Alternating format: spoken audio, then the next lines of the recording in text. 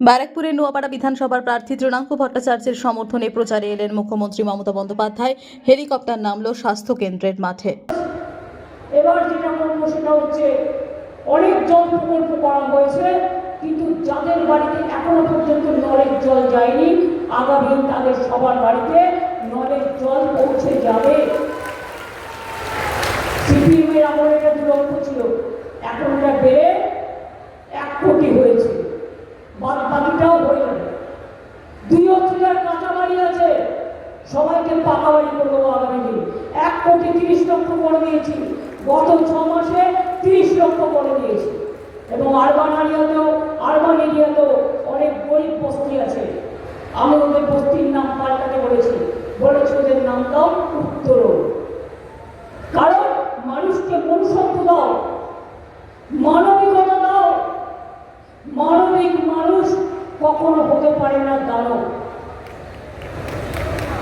একজন ভুল করেছে বলে সেই ভুলটা আমরাও করবো না।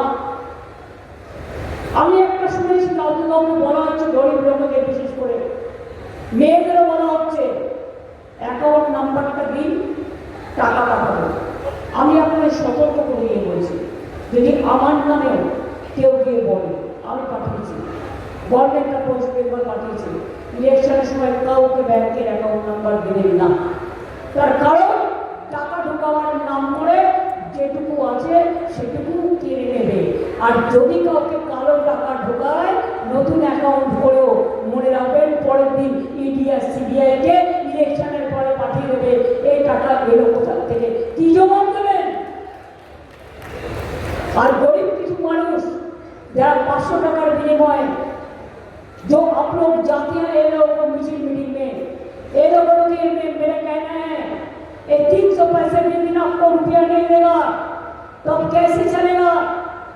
आपका खाना पीना हम लोग देते हैं, आपको रुकने का जगह हम देते हैं, आपको शांति हम देते हैं, आपको देखभाल हम करते हैं।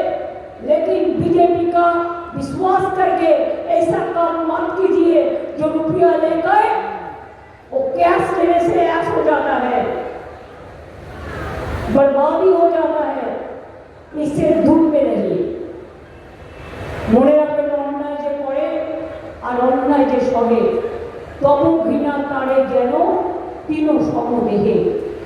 এবারে আমরা ঠিক করেছি